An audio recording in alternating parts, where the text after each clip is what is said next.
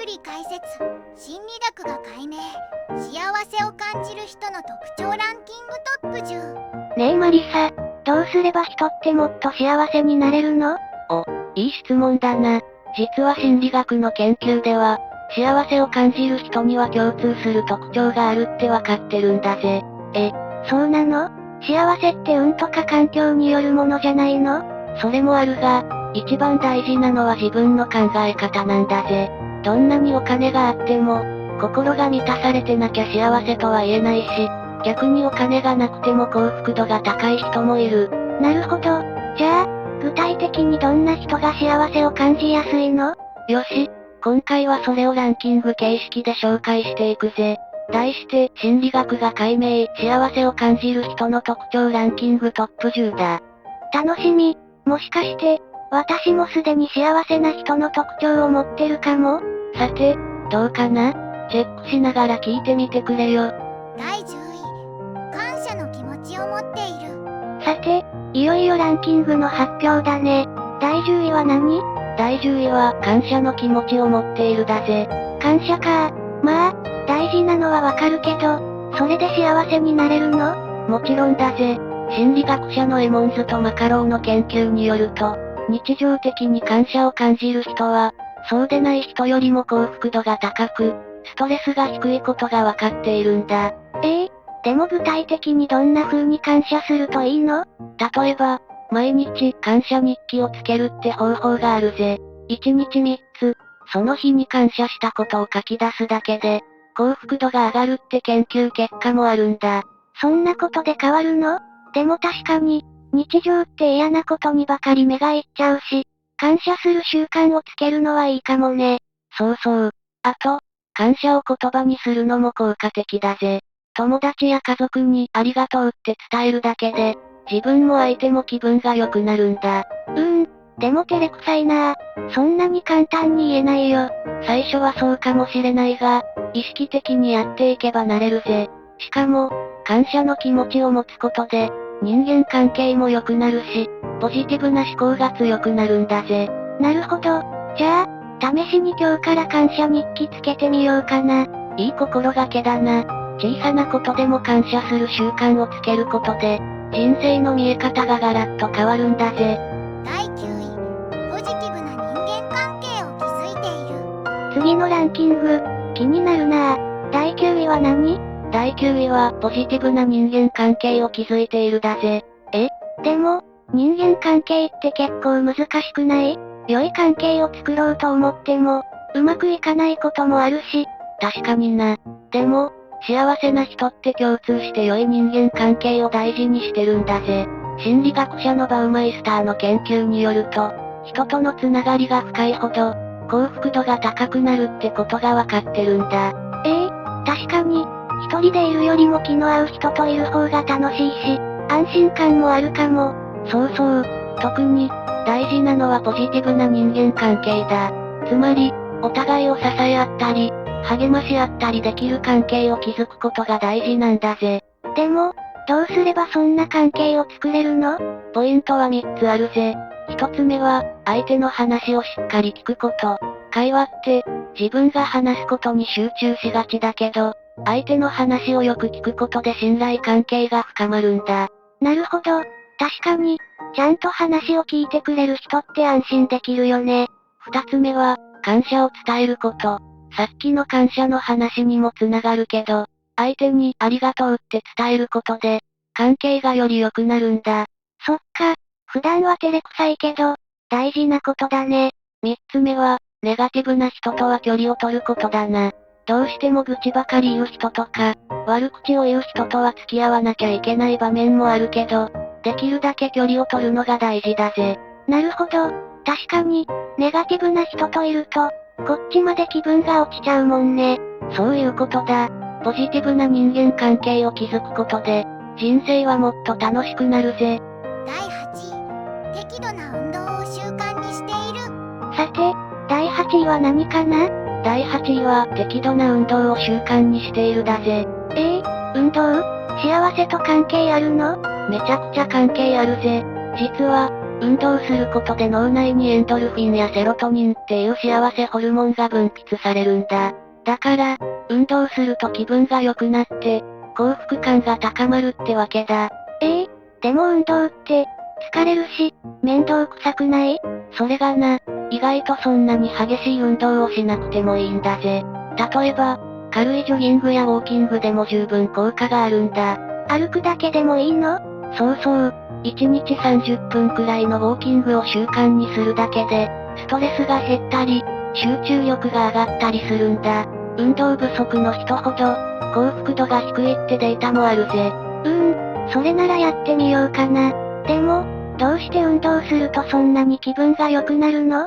運動すると血流が良くなって、脳が活性化するんだ。それに、体を動かすことでストレスホルモンのコルチゾールが減るっていう効果もあるんだぜ。なるほど。でも、続けるのが難しいんだよね。それなら、無理なくできる方法を見つけるのがポイントだぜ。例えば、音楽を聴きながら散歩するとか、友達と一緒に運動するとか、楽しく続けられるやり方を見つけるのがコツだな。確かに、それなら気軽にできそう。運動は体にも心にもいい影響を与えるからな。ちょっとずつでも習慣にして、より幸せな生活を送るんだぜ。第7位、瞑想やマインドフルネスを実践している。さて、第7位は何かな？第7位は、瞑想やマインドフルネスを実践しているだぜ。瞑想？なんだかお坊さんみたいなイメージがあるけど、本当に効果あるの？実はめちゃくちゃ効果があるんだぜ。瞑想やマインドフルネスを習慣にしている人は、ストレスが減って幸福度が上がるって言われてるんだ。でも、瞑想ってどうやればいいの？座って目を閉じるだけ？基本はそうだぜ。静かな場所で座って、目を閉じて、ゆっくり呼吸するだけでも OK なんだ。ポイントは今この瞬間に集中することだぜ。今この瞬間に集中する？そう。例えば、過去の失敗を思い出して落ち込んだり、未来のことを心配して不安になったりすることってあるだろ？あるある。気づいたら悩んじゃうことって多いよね。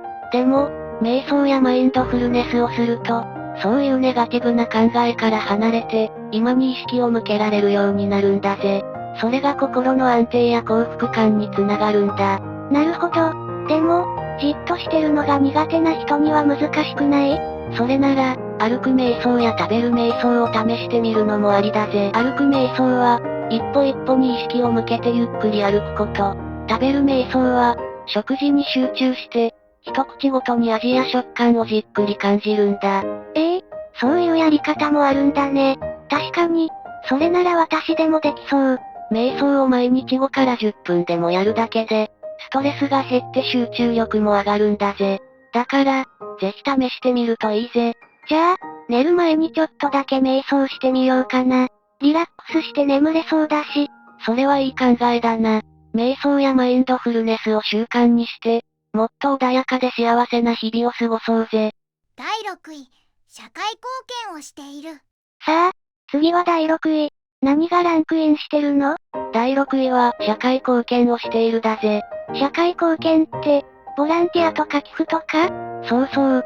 実は、誰かのために行動すると、自分の幸福度も上がるって言われてるんだ。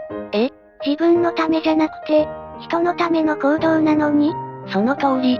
でも、実は人間って人に喜んでもらうことで幸せを感じるようにできてるんだぜ。例えば、誰かに親切にした時に、相手が笑顔になると嬉しくなるだろ？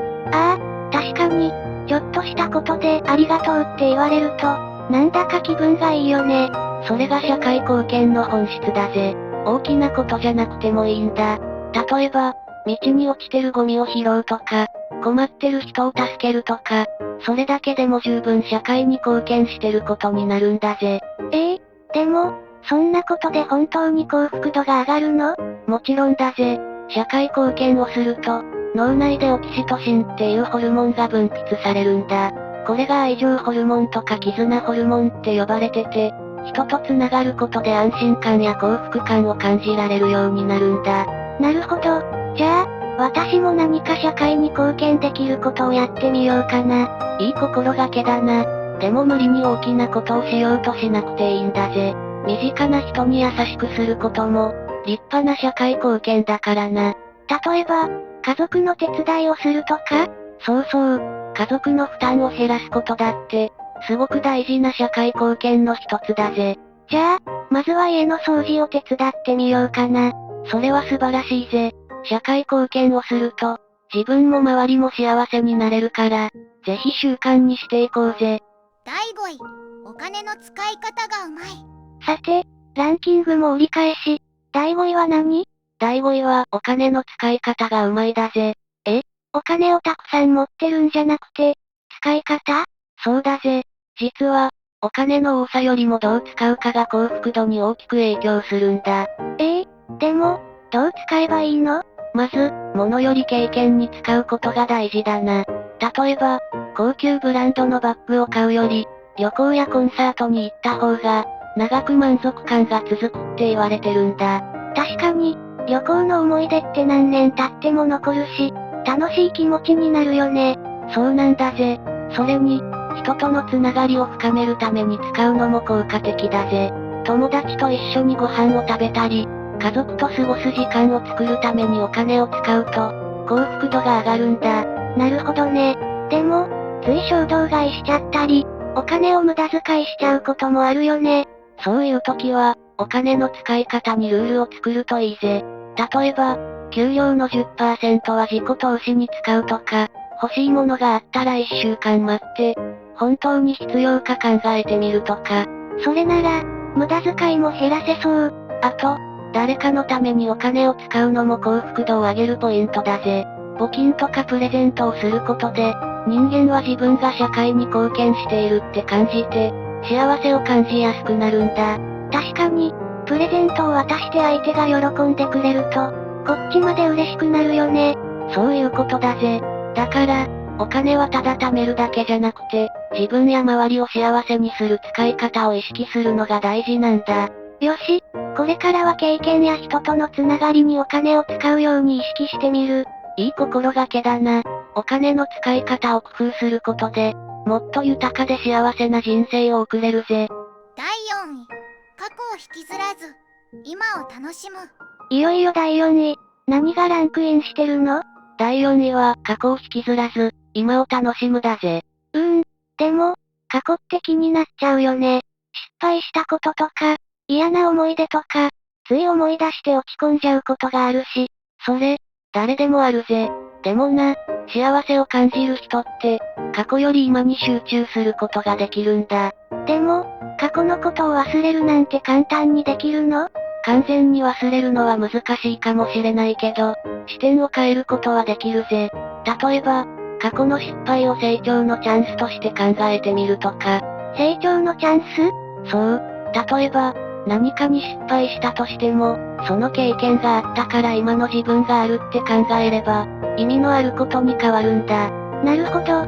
でも、楽しかった過去に執着しちゃうこともあるんだよね。あの頃は良かったなぁ、みたいな。それもわかるぜ。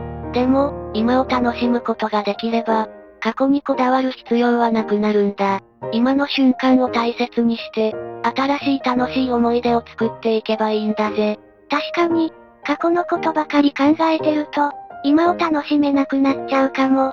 その通り。だから、今に集中するために、好きなことをやる時間を増やすのもいい方法だぜ。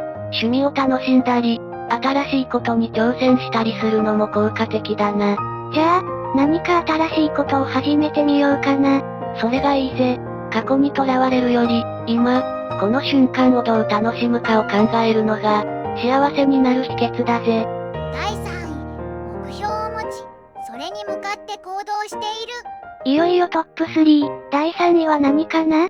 第3位は目標を持ち、それに向かって行動しているだぜ。目標か。でも、目標を持つと逆にプレッシャーになったりしない？確かに、大きすぎる目標だとそうなるかもしれないな。でも、小さな目標でも OK なんだ。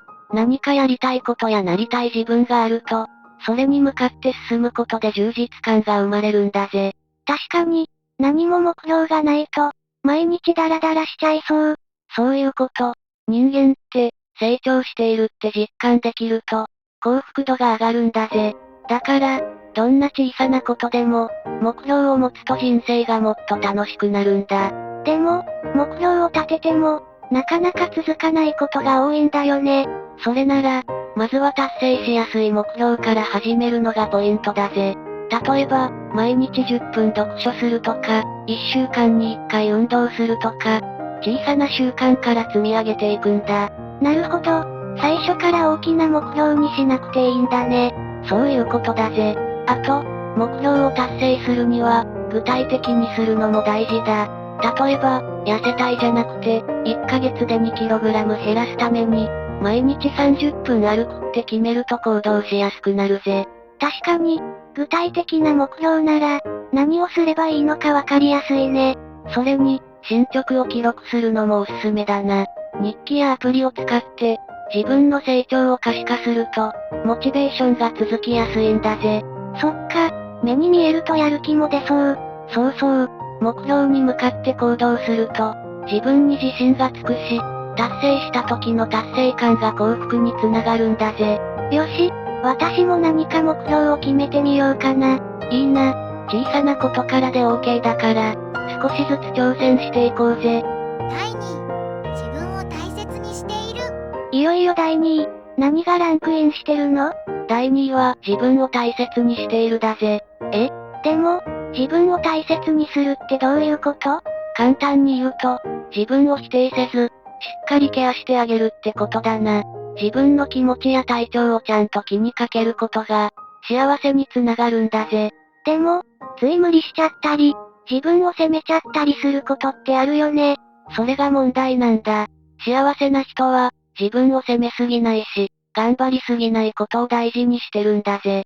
でも、頑張らないといけない時もあるよね。もちろんだぜ。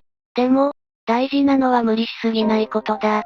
例えば、疲れたらちゃんと休むとか、やりたくないことを無理にやらないとか。そっか、じゃあ、自分を大切にするには、具体的に何をすればいいの？まずは、自分の気持ちに正直になることだな。やりたくないことはちゃんと断るし、嫌なことがあったら気持ちを整理する時間を作ることが大事だぜ。確かに、無理に我慢しちゃうとストレスが溜まるよね。あとは、自分のために時間を使うのも大事だな。好きなことをする時間を作るだけでも、心がリフレッシュするぜ。それなら、ちょっとした贅沢をしたり、趣味に没頭するのもあり？もちろんありだぜ。例えば、美味しいものを食べたり、好きな映画を見たり、何もしないでぼーっとする時間を持つのも、自分を大切にすることになるんだぜ。なんだか、ちょっと気が楽になってきたかも。それが大事なんだぜ。自分を大切にすることができれば、自然と幸せを感じやすくなる。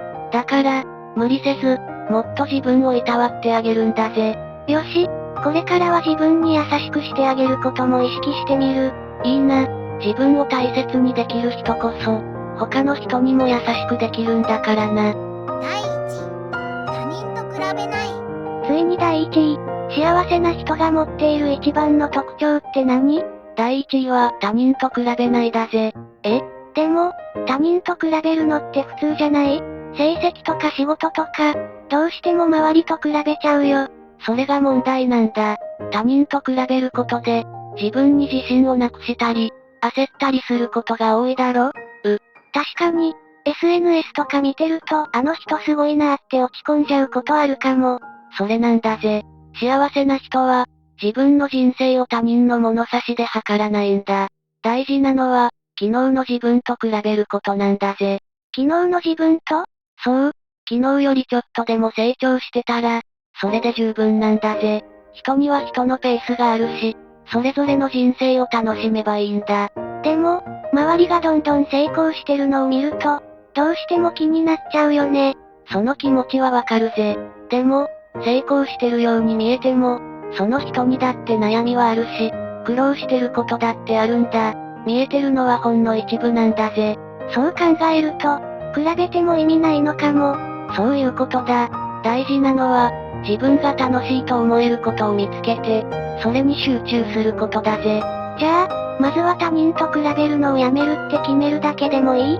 もちろん、比べる癖はすぐにはなくならないけど、気づいた時に自分は自分って思うだけでも、心が楽になるぜ。よし、私も自分のペースで楽しく生きてみる。それが一番だぜ。他人と比べず、自分の幸せを大事にしよう。総評、まとめ。こうしてランキングを見てみると、幸せって特別なものじゃなくて、普段の考え方や行動が大事なんだね。その通りだぜ。幸せは環境や運だけじゃなくて、自分の心の持ち方で大きく変わるんだ。感謝することとか、他人と比べないこととか、言われてみれば当たり前のことだけど、意識しないとできないことも多いよね。そうなんだぜ。だからこそ、今日のランキングを参考にして、自分ができそうなことから始めるのが大事だな。まずは今を楽しむことから意識してみようかな。それに、自分を大切にすることも忘れないようにしないと。いい心がけだな。焦らず、自分のペースでちょっとずつやっていけば、気づいた時には幸福度がぐっと上がってるはずだぜ。よし、今日から実践して、もっと幸せになれるように頑張る。その域だぜ。みんなも、今回のランキングを参考にして、自分なりの幸せを見つけていってくれよな。最後までご視聴いただきありがとうございました。これからも役立つ情報をお届けいたしますので、チャンネル登録と高評価をよろしくお願いします。コメント欄でご意見や質問もお待ちしています。それではまた次回お会いしましょう。バイバイ。今日も一日良い日で、またね。